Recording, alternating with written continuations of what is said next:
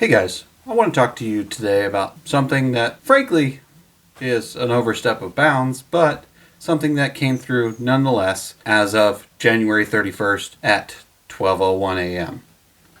Everyone knows that the pistol brace ruling has gone into effect through ATF, and they finalized the ruling and put it into the books as of January 31st at 12:01 a.m. Yeah, while you were asleep, this law went into effect and made you a felon overnight. To protect themselves, they did offer amnesty for everyone for 121 days. Anyone who previously owned the firearm in that configuration are given 120 days to decide what they want to do, whether they want to destroy, turn in, or reconfigure, or file the free tax stamp for in that time period. Now you do have to do an e-file form 1. They are saying they're waiving this tax, but I would not be surprised if something got changed down the road. So that being said, if you do plan on going that route, please do. Basically what this ruling is it basically banned the use of pistol braces on pistol style rifled firearms. So any firearm that's say a AR-15 that's a pistol, or an AK platform that's a pistol, or even like your CZ Scorpions or foreign make pistol carbines, or any pistol carbine period, is subject to this. And basically what they stated is, if you have a firearm and it has the ability or has the surface area on the rear of the firearm to be able to be shouldered, it is now registered as a SBR under their categories, not a pistol anymore. And basically what they said is, if it's a AR style gun, it can still have a buffer tube on the rear end because that's necessary to the function of the firearm, but it cannot have anything added to the rear of that buffer tube to add surface area that would allow it to be shouldered. Now, guns that don't need it for reciprocation, like your CZ Scorpion or even the SIG MCXs or anything like that, they would not allow them to have a buffer tube on the end. So if you added a buffer tube to, say, your Ruger Charger, that is technically adding something that could be shouldered at that point. So if you have those, I would suggest removing them just to clear all that up so you don't run into that mess. They did give you a few options. These options are you can remove the brace off of it, which was a big misnomer, because in the text it says you have to make it not be able to accept a brace or any stabilizing brace in the further down the road. But in the seminar, they stated that they can't regulate the buffer tube that you have on your AR when it has multi-positional slots, as long as you don't have a brace on it. So I'm not sure what line you draw there, whether the ATF agent knocking at your door is going to understand that slotted tube is okayed by the people from the seminar or not. So I would definitely consult with someone who knows a little bit more about that law to go from there.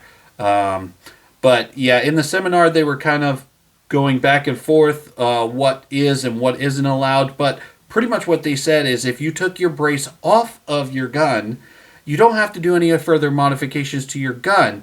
And they also said they couldn't make the possession of a brace illegal because it's just an accessory, and they don't have the power to regulate an accessory. You just can't store them together. So like if your pistol is in your safe, you also can't have your brace in your safe. Your brace has to be in like another room or something. I'm not sure how they can regulate that, how they can determine what is what, and I'm not sure what that ATF agent knocking at your door is going to say. So I will say take that with a grain of salt, and don't 100% trust what they said in the seminar.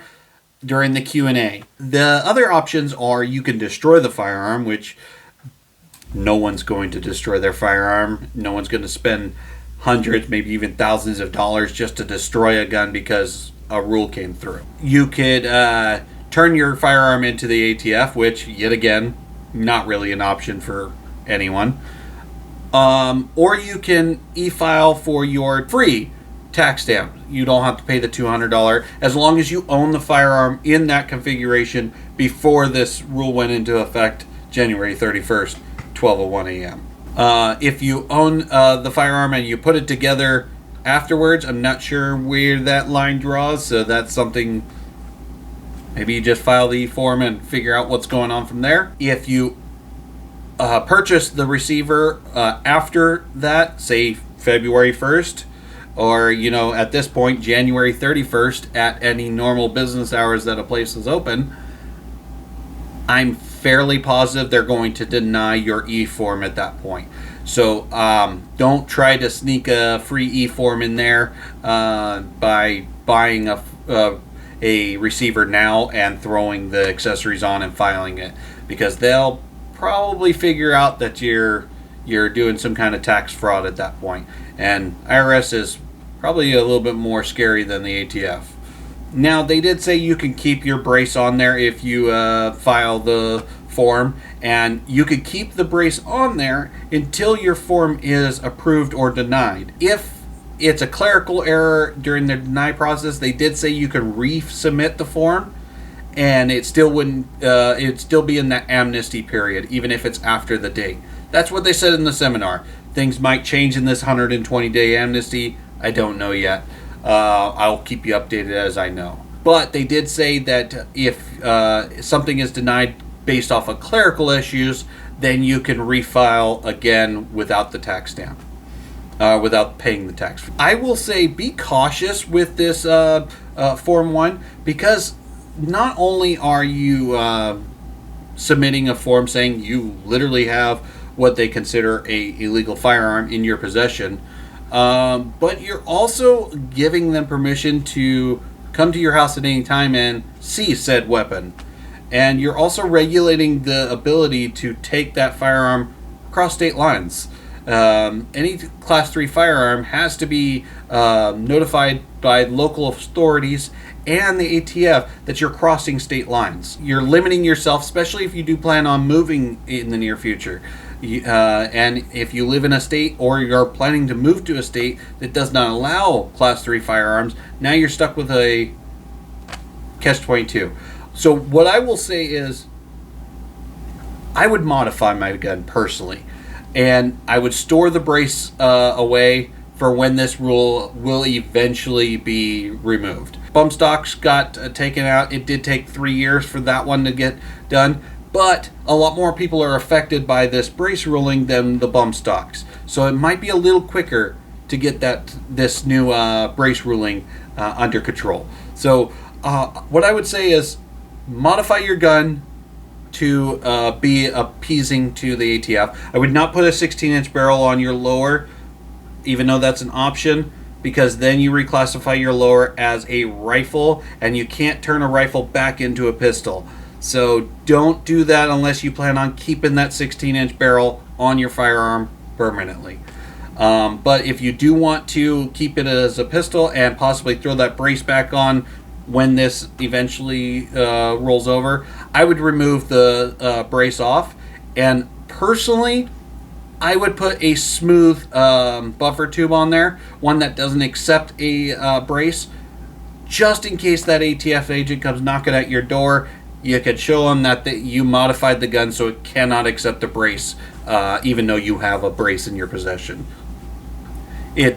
They can't regulate an accessory, and you can easily throw that accessory on your rifle if you wanted to. One thing they did clarify in the Q&A part is 922R compliance. Anyone who doesn't know what 922R compliance is any firearm that comes into the United States has to be regulated on how many parts that they use in the United States to meet standards. Now, that really only applies to rifles.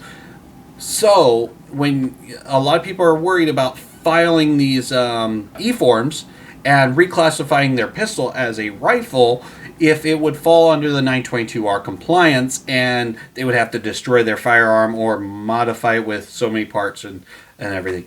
Basically, what they said in the Q&A is 922R is just for the importation of firearms, not for the possession of firearms. Now, I can't say that that won't change once someone else reinterprets their ruling, but at this moment, according to the Q&A, submitting your Draco pistol or your CZ pistol as an SBR won't change the 922R compliance or won't affect your 922R compliance unless you're importing the firearm. That can change. Things change literally at 12:01 a.m.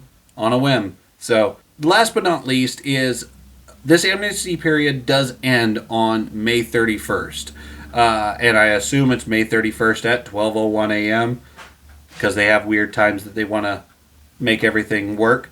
But this amnesty period does end on May 21st. I would highly suggest you modify your firearm or do your compliances as quick as you can to make it legal for this. Now, we do know that ATF struggles with the bureaucracy side of their field. So chances are, if you file this e-form, you will be waiting a long time for your tax stamp back. I wouldn't put your hopes on getting that tax form right back as soon as you file it. You're going to be waiting a while. Just to clarify everything, you can't put anything on the back of your buffer tube that can allow you to shoulder it. That includes blades, braces, tennis balls apparently, or padding or anything like that that can allow it to be shouldered. Modify, whether you add a 16-inch barrel or take off your brace. Destroy or turn in, not really an option. Or Form 1 it.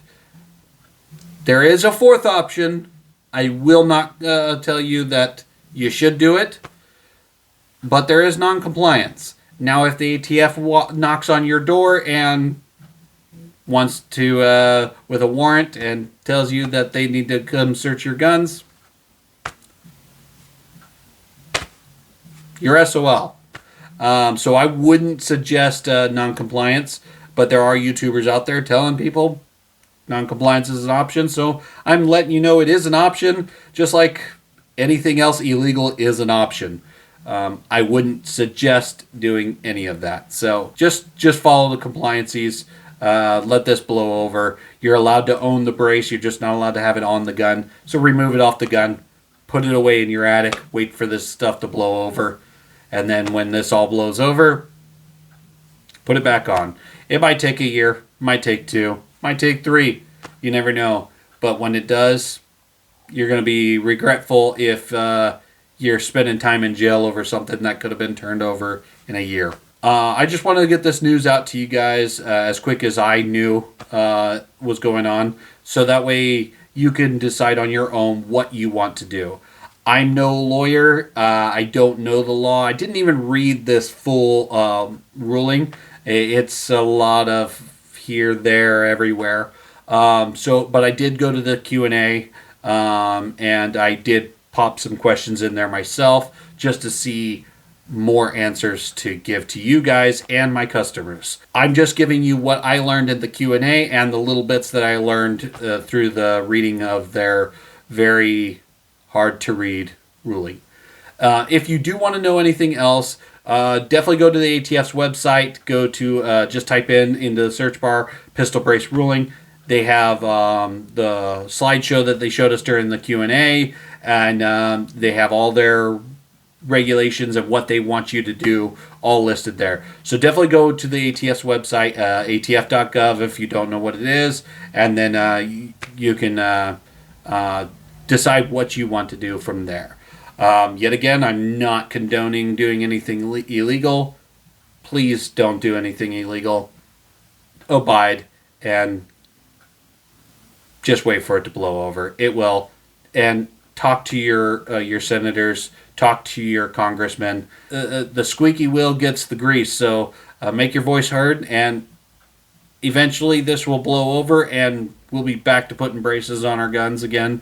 But till then, don't do anything illegal. Don't put yourself in jail for something dumb that's going to change in just a few months or a year. Other than that, I hope to see you guys in future videos, and if I find out anything new, I'll definitely post something new. All right, guys. See you next time.